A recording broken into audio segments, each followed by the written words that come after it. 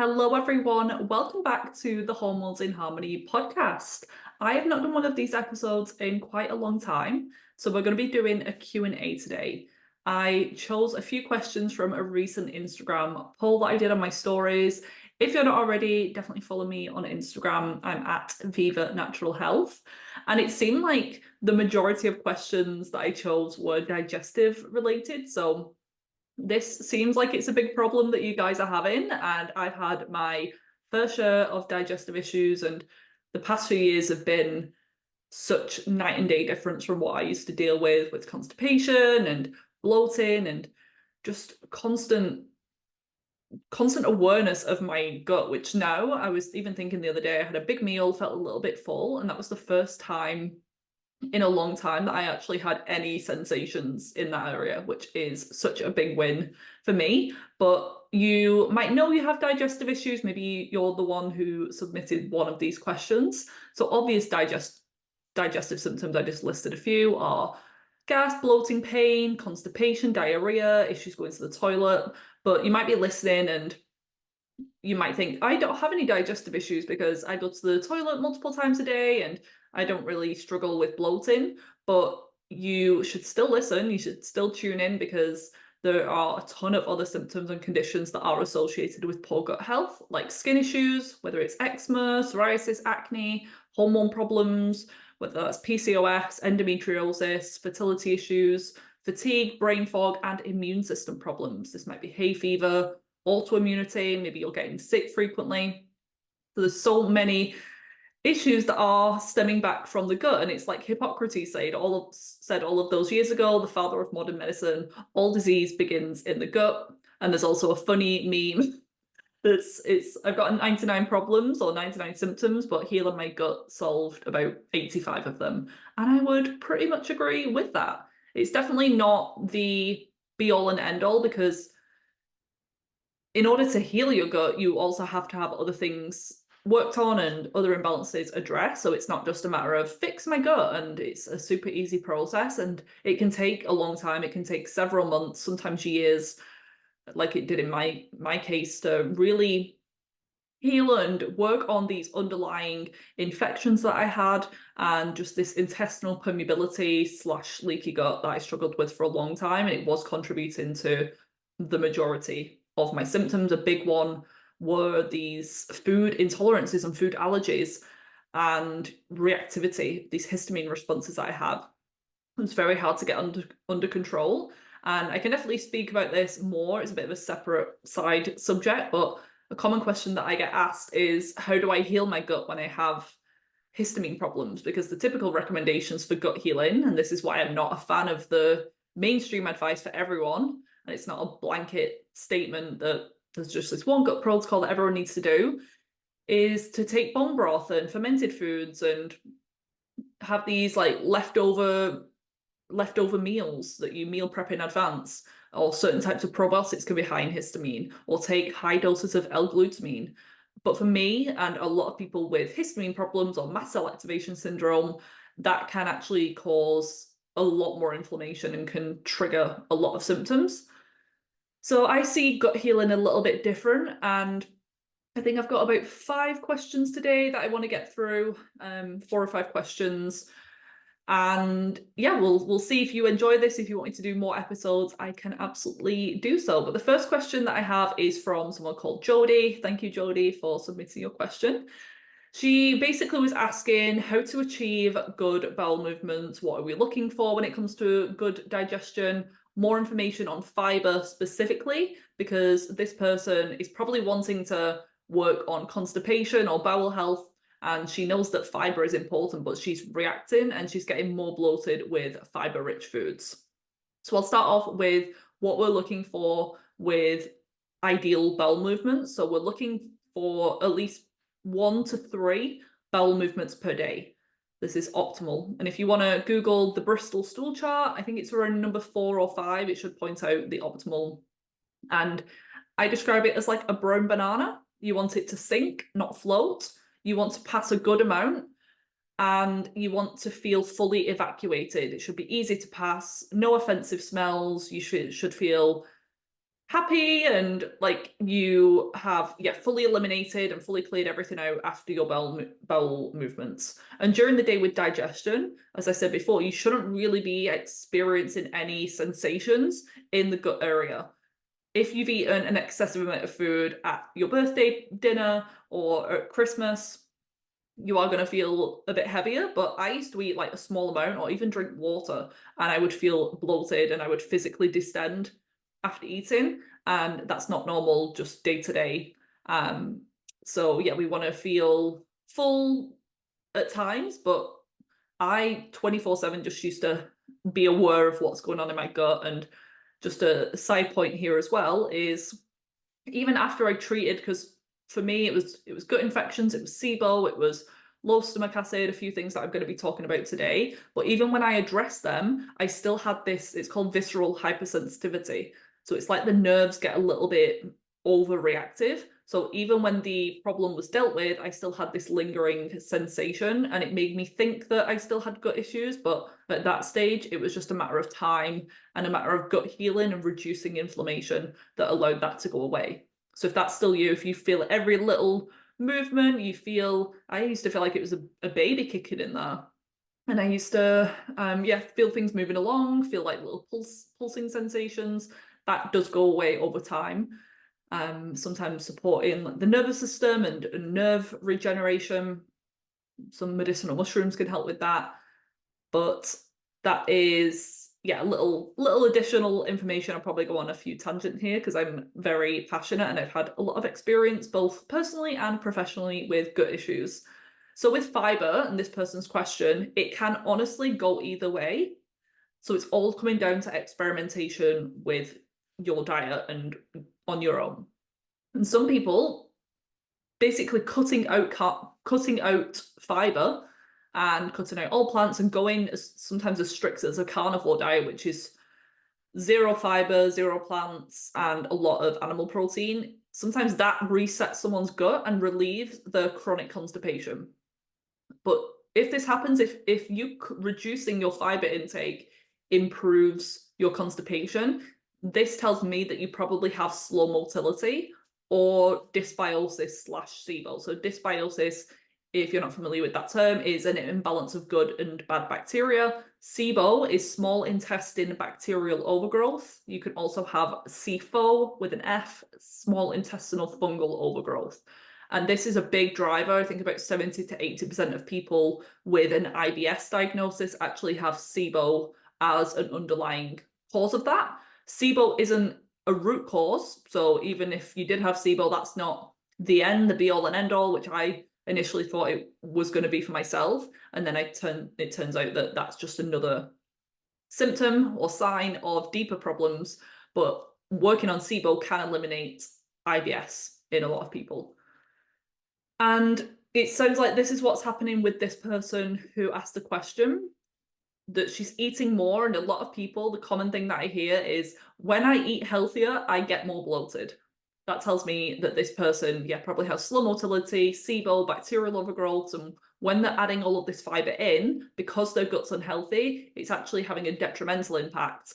And the problem isn't the food, the problem is that person's gut. So that needs to be worked on. And this is because when the gut's not moving food through properly, so this comes back to a motility issue. Between meals, we should have something called peristalsis, and this migrating motor complex that is muscle contractions that just pushes the food along and it cleans out the intestines, because food shouldn't really be lingering and sitting for a long period of time, especially in the small intestine. That should be the place that we're absorbing nutrients, and it should be out of there within a good few hours. But then it does spend longer in the large intestine, the colon, because at that point it's dehydrating. A lot of the fluids have been removed. That is where a lot of the good bacteria should be, and should be being fed from the fibers. And when we do produce gas in that area, that's where it's meant to be. But it's when there's a lot of gas being produced in the small intestine, it causes this like trap sensation, and it can cause a lot of bloating, distension, and pain. And it can really slow down your motility in a lot of cases. contributing to constipation, and then you've got all of this like toxicity just sat in the colon. Imagine a free-flowing river versus a stagnant pond. Which of those do you think is going to have the most issues with infections and bacteria and yeast overgrowth and parasites? It's going to be the stagnant one. So it's all about movement in this situation. So if you're eating too much fiber for your body in this case, and there's this slow motility, the bacteria may be in the wrong place in the small intestine, they're overgrown, and when they feed on the fiber, they produce gas, and that can cause pain because you're not going to have so much gas being produced in that area. So fiber also can be irritating if you have inflammation in the gut, just as a general. So if you have IBS for another reason, from maybe stress or eating foods that you're sensitive to, and you have extra fiber, or you have inflammatory bowel conditions, sometimes fiber can be too irritating. Again, it's not the food that's the problem, it's your gut. So working on the underlying causes of IBD, IBS is important. So you can add that fiber back in because it really is important for long-term health. And they have shown now a diversity in the gut flora, the gut bacteria. It should be like a rainforest. And all these different species protect us and help us to have better metabolisms and help with even our brain function and neurotransmitters and our immune system, so many different things. So long term, we do want to be able to tolerate fiber. I do think people overdo it. We don't need bowls and bowls and bowls full of salads at every meal, and the type of fiber also differs, so we're not lumping it under the same category. There's actually different types of fiber, and it depends. Some people do better with less cruciferous vegetables, but more courgettes and zucchini and cooked mushrooms. And I always say, if you have digestive issues, try to stay away from raw vegetables as a whole until you're feeling better, because they are just harder to digest. Even in the healthiest of guts, if you're eating a salad in the middle of winter, then that is going to take more effort because your body has to kind of cook it in the stomach and heat it up. Whereas when you're eating cooked vegetables like a stir fry instead of a salad, that is just easier to digest. So if you're struggling with any digestive issue, or if you're wanting to eat more seasonally, just avoid as many salads and have more cooked vegetables instead. So some people do better with less fiber, but other people do better, and this is the typical advice, with more fiber. So even if you went to your doctor and said you were struggling with constipation and digestive issues, usually they say have more fiber, not less, because the average person typically does need to eat more eventually. This person, if they do see improvements with increased fiber, they may have issues with low good bacteria, low beneficial flora, and this increase in fiber is feeding the bacteria, which helps to bulk up the stool, and always start slowly. So you would never just go from hardly eating any to eating like grams and grams at every single meal. Always start slowly, and there is an adjustment period. So if there's a tiny bit of gas and bloating for the first few weeks, or if you're taking a prebiotic or probiotic supplement just for extra support, then just always start slow. But it comes down to experimentation, so it can honestly go either way. So I would say to this person, just maybe try a couple of weeks on a lower fiber diet, it depends where you're starting from, and then a higher fiber diet, and just see what that does. Try different fibers. There are two main differences that I want to talk about. So soluble fiber, most fruits and vegetables and grains have a little bit of both of these too. But soluble fiber is soluble in water, so it easily dissolves, it breaks down into a gel-like substance in the intestines, and it has extra benefits such as improving your cholesterol levels, metabolic health, it helps you feel fuller for longer, helps with blood sugar regulation, and it feeds your good bacteria, therefore improving your immune system and digestion overall. And if you had a really healthy gut, soluble fiber is key for long-term health, because this is feeding your good bacteria, acting like a prebiotic, and therefore you're going to get all of those benefits that I mentioned before. But if you intake too much soluble fiber and you have these overgrowths, you have too many bacteria, this is where it can cause excessive gas and bloating. The other type of fiber is insoluble, so this one doesn't dissolve in water, and it stays intact. And this acts more like a sweeping broom through the gut. So it helps to just bulk things up, move things along. And as I said, fruits, vegetables, grains usually contain a mixture of the two, but a common one that's just insoluble fibre is something like bran, wheat bran. It's like an old school supplement that people use. So this person, I'm suspecting that they might have SIBO or bacterial overgrowth in general. And as I said, it's more of a symptom than the problem. So working on it can improve symptoms, but this condition, if you want to look a little bit more into it, it can be very reoccurring. And that's because people just treat the overgrowth and they don't look deeper as to why. I was in the vicious cycle of this for many years. So some of the causes of SIBO can include slow motility. So if the thyroid is low or someone has just a slow metabolism in general, minerals can contribute to that. And a calcium shell is a very common one that just slows down the body overall. So if you clear the infection, but you haven't addressed this metabolic issue, then that's why it can come back. Someone might also have deeper infections. So if you have small intestine bacterial overgrowth, further down in the gut, in the large intestine, you might have parasites or you might have yeast overgrowth. Toxicity, heavy metals and mold can slow down the motility and favor the growth of pathogens, but I would never start here. I don't know what stage of the healing process this person's in, so I'm just trying to give as much information as possible. Stress is a huge contributing factor to SIBO because when we're stressed, our body goes away from rest and digest mode. So we're not going to be breaking down our food if our brain thinks that we're being chased by a saber-toothed tiger. That all gets put on hold. That means that blood moves away from the gut and the stomach. Food is left there to rot and ferment, and that attracts bacteria, that produces gas, that slows motility, gives us pain, and gives us bowel symptoms. So especially at mealtime, we want to be very mindful when we're eating, but the rest of the day, we want to really take stock on our health, on our stress levels, and make sure that we are balancing things out. It's not that we can never be stressed, but if you're not addressing the lifestyle and the reason that you probably developed these issues in the first place, then that's why they can come back. And then another more structural physical problem is adhesions, scar tissue. So people who've had C-sections or scar tissue built up from endometriosis or conditions like that, they can be more likely to develop SIBO. So treatment, again, we want to ideally check first and not just guess, unless you're working with a practitioner who's skilled and has like plenty of experience with this. You can test for SIBO or test what's going on with your gut through a SIBO breath test. This is a glucose or lactulose tolerance test. So you can see whether it's hydrogen or methane being overgrown. That might switch up the treatment a little bit based on which bacteria are likely elevated.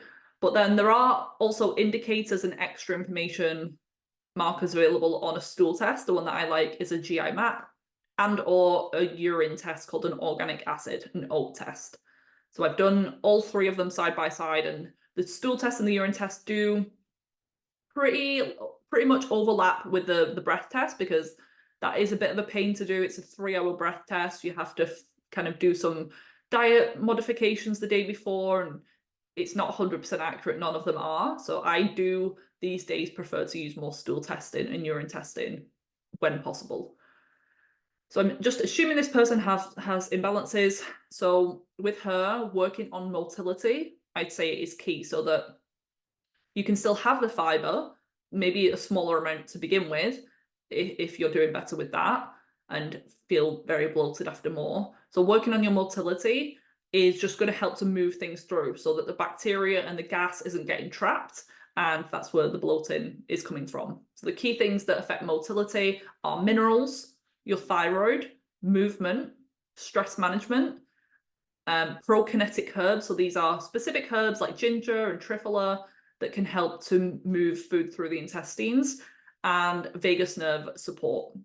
So you can look into all of these areas. I've got podcast episodes on all of them, apart from the prokinetic herbs, but I've done episodes on SIBO before. So to search any of these keywords on the podcast app that you're listening right now with Hormones in Harmony, or on YouTube, Viva Natural Health is the channel, and then just put minerals next to it, or thyroid, or stress, I think I've got one on the vagus nerve as well with Dr. Stephanie, so you can look just to save time today. And then there are some specific products and supplements that you might want to look into if you are wanting to try some fiber and you're not really sure which is going to be best, whether it's a lower fiber or higher fiber option. Then psyllium husk or psyllium fiber can be pretty well tolerated by those with sensitive guts because it's a soluble fiber. It creates this gel-like consistency. It's not really fermented well by bacteria, meaning that there's going to be less gas production, and it can even just be like soothing to the gut if there is this inflammation because of that gel consistency. And popular fiber supplements that doctors prescribe, such as Metamucil, have psyllium powder in their formulation. Another one is called sun fiber. Again, often well tolerated, even if you have SIBO, because we know that there are benefits of fiber, but it becomes like a problem when something that you need is causing issues. So if that's the case and you still want to support your body with some fiber, but you can't eat a lot of garlic and onions and cruciferous vegetables at the moment, these higher FODMAP foods, then sun fiber or psyllium husk could be a good option. But again, start very slowly.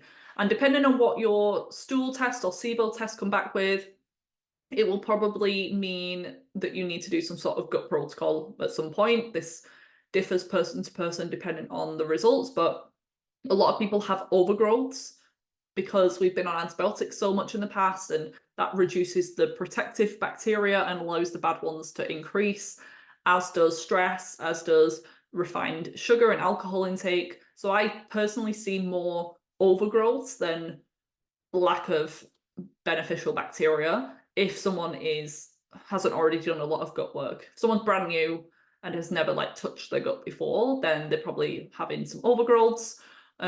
Whereas if they've been on a lot of antibiotics over the years, or they've had a lot of gut protocols, they've done antimicrobial, antiparasite cleanses, then you might have started to run into low beneficial bacteria. So that's why it is important at some point to check in. Maybe not first thing, but down the line, when you're getting to the point of like, I'm not really sure what to do next, testing can be really useful. And if you do have SIBO, then some people choose to use antibiotics, and there's different ones, rifaximin, neomycin. I think that's pretty much the standard still, depending on which elevations you have, which bacteria, which gases, or antimicrobials are usually my go-to, because one, I can't prescribe antibiotics, and two, I would still try to go with them first anyway, because they have so many other benefits, and there's not the risk of antibiotic resistance and all of these different factors, and they're very expensive. I did antibiotics at one point for my SIBO, and they were like over £200. So in the place of that, you could get a very, very good like herbal protocol instead. But it just depends on what your tolerance is, or yeah, so many different factors. But yeah, then you might want to do antimicrobials. These could be herbs like berberine and oregano and neem and golden thread. There's so many different ones, and these help to balance out the bacteria. You might want to do probiotics, and if you're really struggling with the gas and the bloating, sometimes during the treatment, a lower FODMAP diet, which FODMAP stands for, I'll not go through all of them because it's a tongue twister, but fermentable oligodisaccharides, monosaccharides, and polyols. Okay, I just did it. But these are linked to IBS and SIBO, but we don't want to completely remove them, because there is benefit to having some of these fermentable fibers still in the diet whilst you're treating. Otherwise, the bacteria can go dormant, they can go into hibernation, and it can mean that the treatment isn't as effective. So it's really just for some symptom relief, just to see if your bloating goes down. Then you might want to lower your intake of things like apples and onions and garlic. Just do a quick search on high FODMAP foods, but people react differently to different ones. So even if you react to some FODMAP foods, you might not react to all of them. So there is an option to short-term reduce them whilst working on the underlying causes with the intent of bringing them back in. Some people are just stuck on a low FODMAP diet for years and years, and that is very detrimental. And obviously, means that you haven't fixed the underlying problems. And then last couple of recommendations for this person, considering digestive enzymes, broad spectrum digestive enzymes, even trying apple cider vinegar or bitters, digestive bitters before your meals. And then if you need a little bit more, then digestive enzymes can be really useful.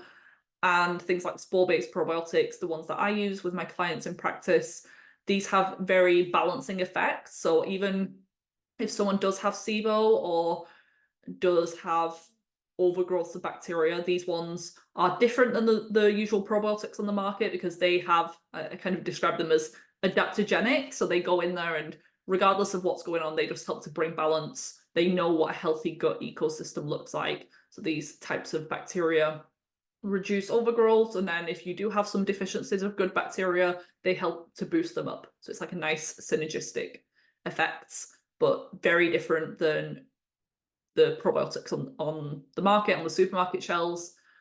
So I'm very picky when it comes to my probiotics. So I hope that was helpful for listener Jody. But let's get on to the next question. The next couple are a little bit shorter because Emma next is asking my thoughts on CBD oil. And just as an overview, I just think it's pretty expensive if you're getting the good quality stuff. I have no doubt that it is powerful, and the cannabis plant can be very medicinal and healing. There's certain like cancer therapies that use CBD oil, but in my opinion, if you're using it just for like digestive issues, IBS or pain or inflammation in this level, I'm not talking about cancer or anything here, then and that's cannabis oil as well, by the way, not CBD oil, but that whole plant can be really effective. But if you're using CBD, which is the one that you can buy just in the shops over the counter, it is not going to be addressing the root causes of your symptoms. The things that it's most effective for, in my experience, are pain and inflammation. But the analogy that I like to give is if you've got a rock in your shoe and you're walking around and it's hurting you, you could take painkillers or you could take CBD oil and you're probably going to feel less pain. But why not just take off your shoe, dump out the rock, and therefore you don't need the pain relief? The underlying causes of your pain / inflammation, it could be that you're eating something that you're sensitive to, like gluten, or you have high levels of heavy metals in your body, or you have mold toxicity, or you have a parasite in your gut. So can you see how just taking CBD oil isn't going to address the root cause? By all means, if you're working on those things and you know what the underlying causes are, there's usually more than one, by the way, and you just want some relief, you want some symptom management, you want to bring down levels of inflammation to speed up the healing process, absolutely. I just think there's alternatives that are cheaper. And the way that CBD works is on our ecocannabinoid system, which is called the ECS for short. And this is a cell signaling system that helps to regulate many body functions, including your sleep, mood, appetite, memory, reproduction, fertility, and more. So we have this ECS in the body, even if you don't use cannabis. So despite the name, the ecocannabinoid, people will think that this only comes from smoking or ingesting cannabis, but that's not the case. And just to clarify, the part of the cannabis plant that the marijuana plant that gets you high is THC. I'm not going to say the full name because it's pretty lengthy, but this is one of the main cannabinoids found in cannabis. It is the component that gets you high, whereas the other main component found in cannabis is cannabidiol, CBD. And unlike THC, this doesn't get you high and typically doesn't have many negative effects. So it does provide benefits for some of those conditions that I mentioned earlier, fibromyalgia, IBS. And there is a theory, it's not been proven yet, that people with conditions like that have lower ecocannabinoid activity, but still to me that's not an answer. There's always an underlying reason for that. So it's not like just naturally we just don't produce as much as someone else. I always think there's something else going on under that. But other than CBD, there are other ways to support this system in the body. The ecocannabinoid system, such as probiotics, certain herbs, omega-3, exercise, acupuncture, dark chocolate, even orgasms. So I'd say definitely save your time or money and put it towards these things instead. This is my personal experience. I know people absolutely love CBD. I think it was very trendy for a while, and even Holland & Barrett's and different UK suppliers were jumping on the bandwagon. But yeah, I just think not addressing the root cause, pretty expensive if you're getting the good stuff, and there's just other alternatives that are really powerful. Number 3 is from Jessica. She's asking, do I recommend stool testing? If so, which one? If you are going to do a stool test, so it's definitely not a priority, it's not important for every single person, but if you are going to do one, I would recommend the GI map by Diagnostic Solutions Lab. This is available through my practice, and if you really want to do a stool test, I can help you with that, and I can help you understand what's going on. It's not one that you can just order yourself and be able to read it and interpret it. It requires practitioner training, but this is very different to ones offered by doctors as well. So if you've ever done a stool test at your hospital, your local GP clinic, and it comes back normal, it doesn't really mean anything, because it's looking for important things like blood, inflammatory bowel markers, which can be useful. It can help to rule out certain cancers sometimes, but these people who are told if that test comes back normal, then everything's fine, and get just slapped with an IBS diagnosis, they haven't been assessed for some of the other key things that this GI map looks at, such as your beneficial flora, how much good bacteria do you have, how many digestive enzymes are you making, is that a really weak production, do you have like other types of inflammation or issues with your immune system being really weak in the gut. I don't run stool tests as many these days because I've just seen so many. I've done hundreds of stool tests over the years, and it is something that is pay out of pocket for the client. And a lot of people, if they've already signed up to work with me, I do a HTMA, so that's included in the one-to-one package. But other than that, they're coming to me, and it's then a toss-up between, do I spend £300 on a stool test just to give me more answers and more direction, which can be useful, but then they can't afford to pay for the supplements that month, because it can get pricey. It can be a lot of money with all of these different treatments and tests. So I usually just start with some investigation through questioning and going through their health history and seeing how much improvement we can get just with the foundational things, maybe some digestive enzymes, some probiotics, mindful eating, let's manage your stress, let's slow down at meal times. And then the majority of people already start to feel better. But then there comes a point where either me or the client is wanting to get some more answers. That's when I'd prefer to use a stool test rather than first thing right off the bat, unless the person wants to, that's absolutely fine. But then if the stool test comes back with imbalances, we're already going to be working on them anyway with those things that I mentioned. So that's why I don't use them as much. And I prefer to have someone spend money on things that are going to move the needle in other ways, such as some blood work to see what's going on with the thyroid or the vitamin D levels, the mineral test, which can uncover deeper root causes.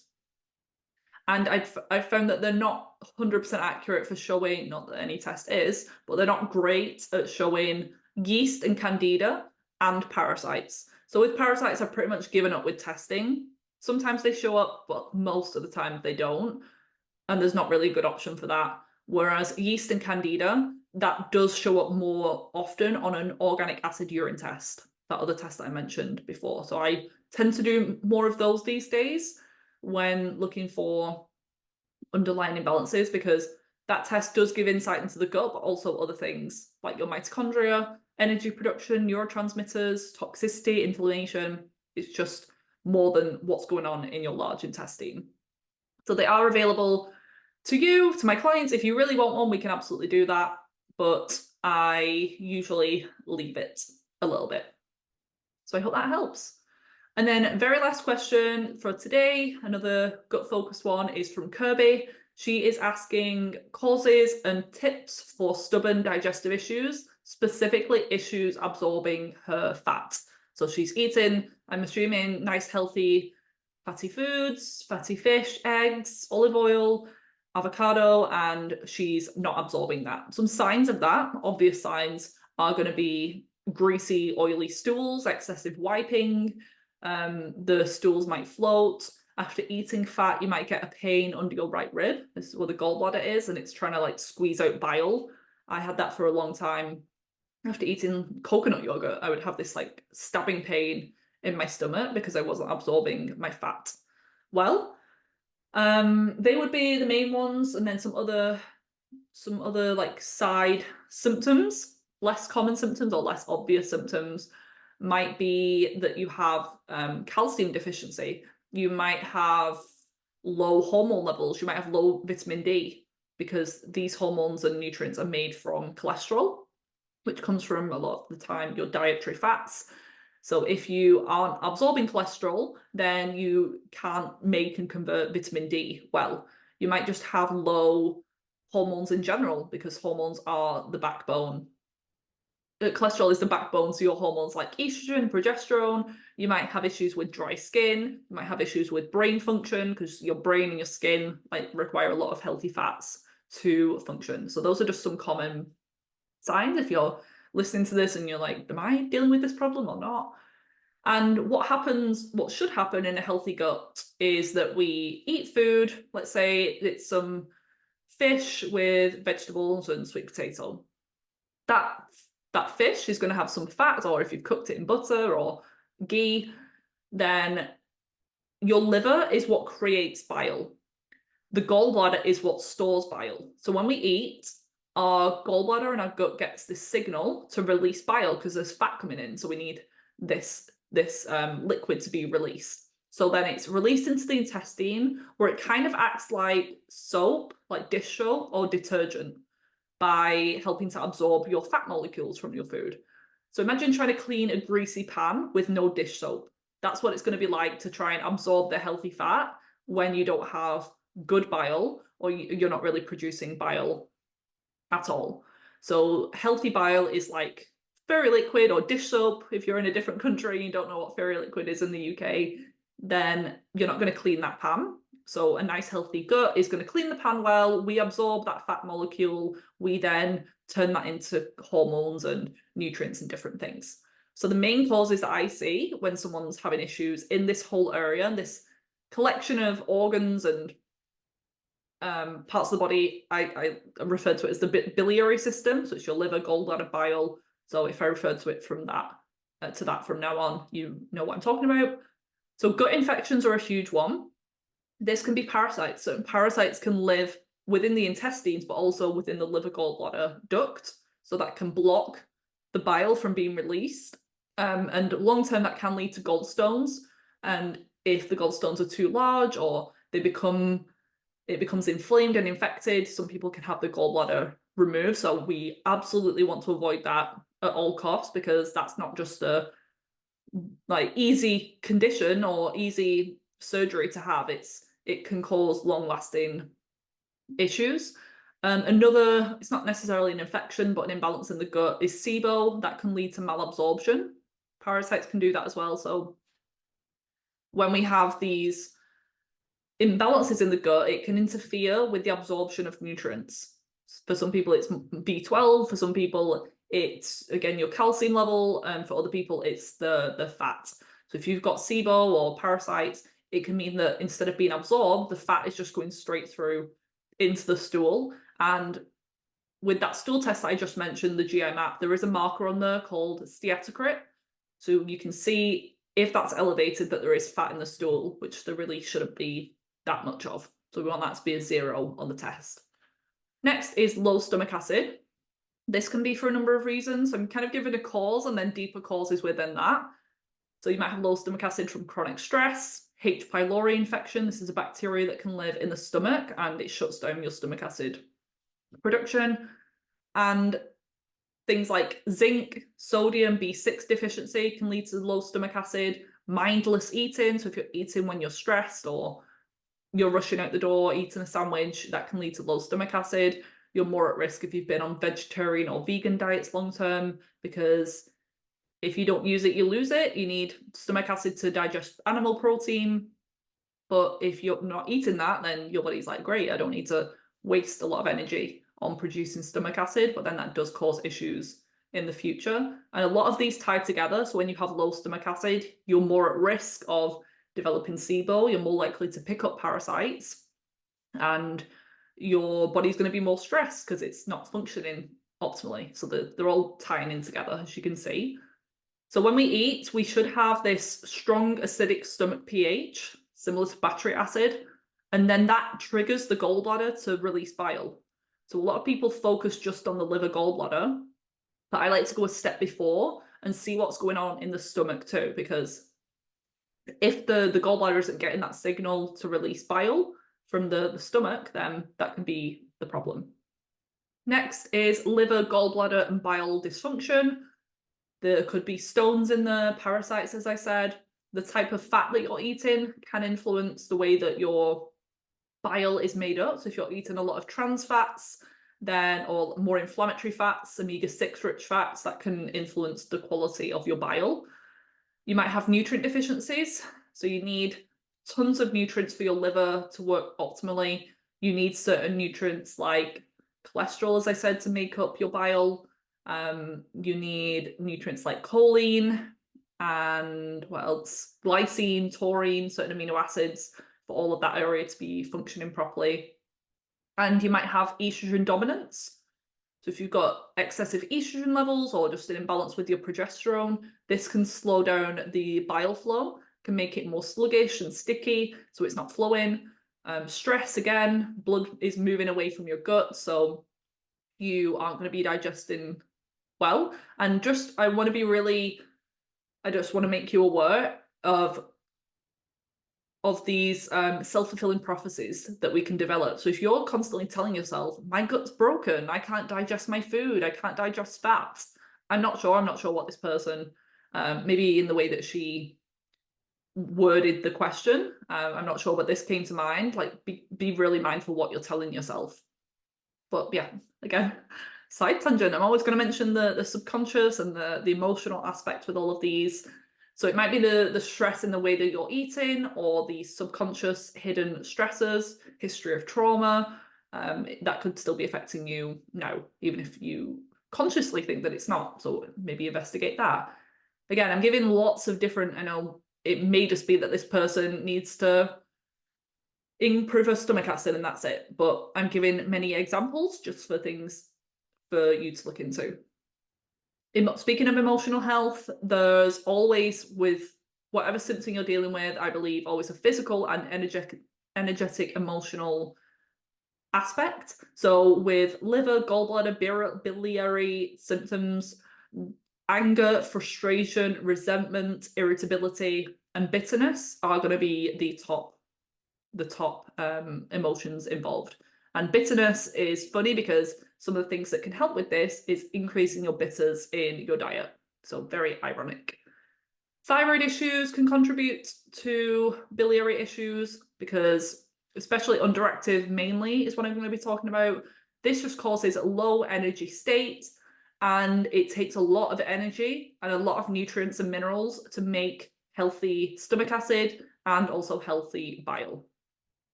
Mineral imbalances also tie into this, because if you have, for example, something called a calcium shell, this slows down your metabolic rate, your metabolism. It can slow down your thyroid, and same thing that I just said, it just lowers your energy overall.